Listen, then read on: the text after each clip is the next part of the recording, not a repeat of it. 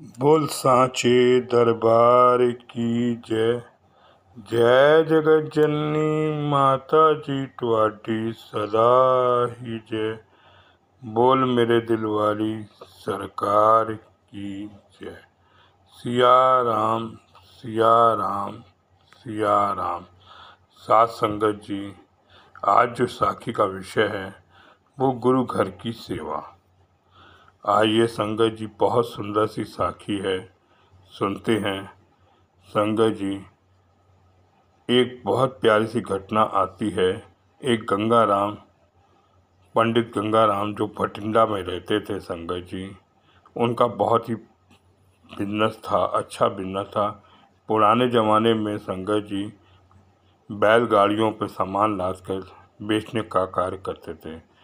पंडित गंगाराम जी ने ऊँट के ऊपर अपना सामान लादा। संगत जी वो बाजरा बेचते थे और अलग अलग शहरों में जाकर बेचा। उसे ज्वारी भी संगत जी पंजाबी में कहते हैं। और वो ज्वारी की फसल उगाते थे और ख़रीदते थे और शहर में, दूसरे शहर में संगत जी वो बेच देते थे। एक दिन उनके मन में आया कि ये ज्वारी मैं अमृतसर में बेच आऊँ। संगत जी ये गए अमृतसर शहर में और इन्होंने अपना बाजरा बेचा और काफ़ी माल बिक गया और थोड़ा सा माल इनका बच गया। संगत जी, तो इनके अंदर मन में कृपा हुई कि क्यों ना मैं खाली बैठा हूँ, यहाँ अमृतसर में हजूर अर्जुन देव जी रहते हैं, क्यों ना मैं उस घर पे दर्शन कराऊँ और सेवा कराऊँ। प्यार से बोलिए संगत जी, जय सिया राम जय सिया राम।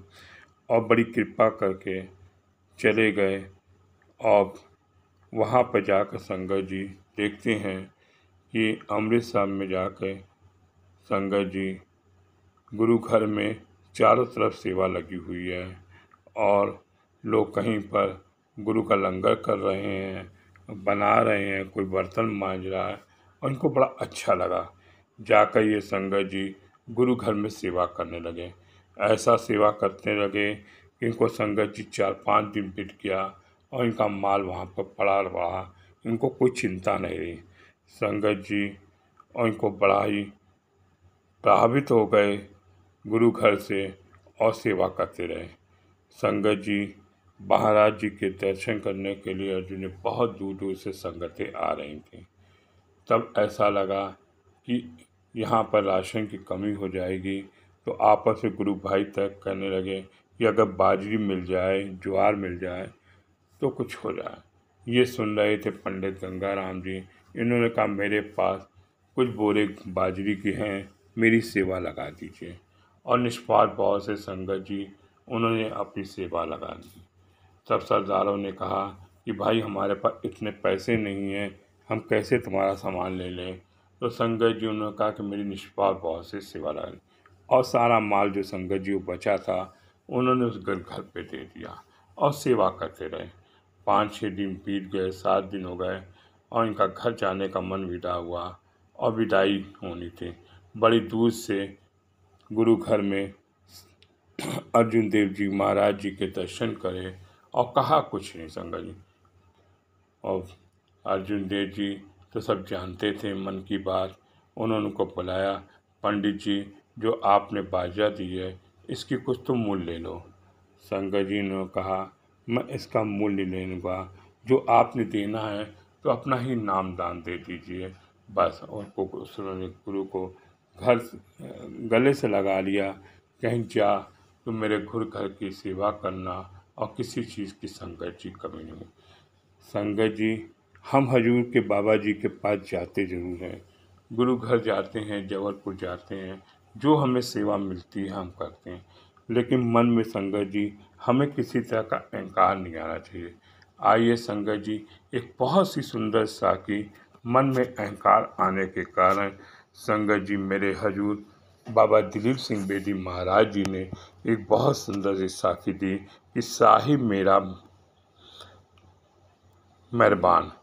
संगत जी साखी फर्रुखाबाद के गुरुदास मल जी के जीवन बचना। एक बार मैं महाराज जी के साथ फर्रुखाबाद उत्तर प्रदेश के दौरे में गई थी, तो हजूर जी के संगत के दर्शन करते फर्रुखाबाद में पुराने सेवकों के घर विराजमान थे। उनका नाम गुरुदास मल जी था, जो जिला गुजरात पाकिस्तान से आकर बस गए थे। संगत दर्शन करने आई। वहाँ कानपुर से श्री हजूर जी के पुराने सेवक राम प्यारी जी भाटिया, जो आजकल कानपुर में आई हैं, राम प्यारी के पिता नानक सिंह ने कुछ सज्जन और उनके साथ थे, आकर मेरे महाराज जी को नमस्कार किया। मैं पास बैठा था। महाराज जी ने नानक सिंह को पूछा, यहाँ से कानपुर कितना दूर होगा? वो भोले भोले बुजुर्ग बोले कि 84 मील होगा। तो महाराज जी बोले, तू 84 मील से मेरा दर्शन करने आया है, इसका फल तो मैं तुम्हें यह देता हूँ कि ने तेरी 84 काट दी। अब इस जन्म की यात्रा करके जब तू परलोक में जाएगा तो मेरी कृपा से मेरे चरणों पे जगह मिलेगी। हे गुरु भाइयों, संगत जी, देखो सदगुरु कितना मेहरबान होता है। जब वो देने को आता है तो कृपा कर देता है। बम्बई, कलकत्ता, पंजाब, दूर दूर से संगत आती है, पर किसी के भाग में यह वर की प्राप्ति नहीं थी जो नानक सिंह को मिल गया। रात को जब संगत जी बैठी थी, मैंने हजूर से विनती करी कि पातशाह जिनके घर में बैठे हैं वो पाकिस्तान से कहाँ रहते हैं, आप इतनी कृपा करो, इनके घर चलकर आए हो। तो महाराज ने मुझे एक घटना सुनाई। ये जो गुरुदास मल है, इसकी माँ साधुओं को बड़ी सेवा करती थी, बड़ी गरीबी थी, साधुओं के भोजन कराती थी। मैं भी दरिया चिनाव के किनारे बेले में रहता था। इसकी माता मेरे को खिचड़ी खिलाया करती थी। कई साल तक इसकी माँ ने मुझे भोजन कराया। एक समय ये गुरुदास मल बहुत बीमार हो गया। इसकी बीमारी को हकीम डॉक्टर ठीक न कर सके। आखिर इसकी माँ इसको लेकर मेरे पास आई। मैंने कहा, माई, ये लड़का ठीक नहीं हो सकता, इसकी मौत का समय आ गया है। इसकी भोली माँ भोली भाली मेरे आगे हाथ जोड़कर खड़ी हो गई, महाराज इसको बचाओ। मैंने जवाब दिया, इसका बचना मुश्किल है। तो इसकी माता बोली, जो मैंने आपको रोटियां खिलाई हैं वो कहाँ गई? वे भोली माई की बात सुनकर मेरे हजूर बाबा दिलीप सिंह बेदी महाराज जी की हंसी छूट गई। मैं उस समय हंस पड़ा जब संगत बैठी थी। इस प्रकार का ताना मुझे बर्दाश्त न हुआ। मैंने कहा, हाँ माई, उधार देना है, बोलो क्या चाहती हो?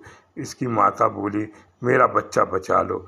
मैंने कहा, एक शर्त है, वो शर्त यह है, तुम अपनी बकाया उम्र इसके नाम कर दो, मैं दरगाह के कागज़ में इसकी उम्र बढ़ा देता हूँ, तुम जाने के लिए तैयार हो जाओ। माई ने मेरी शर्त मंजूर कर ली। आखिर मैं दोनों को तो नहीं बचा सकता था। एक चुटकी सी बात थी। माई ने मेहर नहीं मांगी, मेरी रोटी खिलाने का फल मांगा, मेरे से हिसाब मांगा। हिसाब अगर मेरी मेहर मांगती तो बात और होती। और उसने रोटी खिलाकर साथ संगत जी मजदूरी मांगी। मजदूरी में तो फिर ऐसे ही होता है, करनी भगवान की ऐसी थी। माई गलती खा गई और जो सेवा का फल मांगा था प्रसाद नहीं मांगा। इसकी माता 8 दिन बाद चल बसी, वो आज जिंदा है और ये जिंदा है। इसका ये सबूत है। इसकी इशारे औरतों जैसे हैं और इनकी आवाज़ का रहन सहन औरतों जैसा है, क्योंकि ये माई का भोग बग रहा है। कथा मैंने महाराज जी के मुँह से नहीं। साथ संगत जी कहते हैं कि हजूर के आगे हम जो भी भेंटा दें, हम उम्मीद न लगाएं कि मेरे हजूर जी को ये ना अहंकार से कहें कि मैंने आपके लिए किया है। कहते हैं संगत जी, हम कहते हैं कि हम सुबह 4 बजे उठ जाते हैं। अरे हम कौन से उठ सकते हैं 4 बजे संगत जी? हम क्या साखी दे सकते हैं आपको? ये मेरे हजूर की जब कृपा होगी वही बुलवा पाएंगे। क्या ये शब्द संगत जी हम बोल सकते हैं कि जब संगत जी मेरे हजूर की कृपा होगी तो वो सरस्वती बनकर जीप पे बैठ जाएंगे और हम साखी दे पाएंगे। हमारी हिम्मत ऐसी नहीं है कि हम आपको साखी दे सकें। ये मेरे हजूर की कृपा होती है। जिस पर कृपा हो जाए संगत जी उसके न्यारे द्वारे कर देते हैं। साथ संगत जी एक ऐसी घटना और आती है राम प्यारी की। कहती है कि जब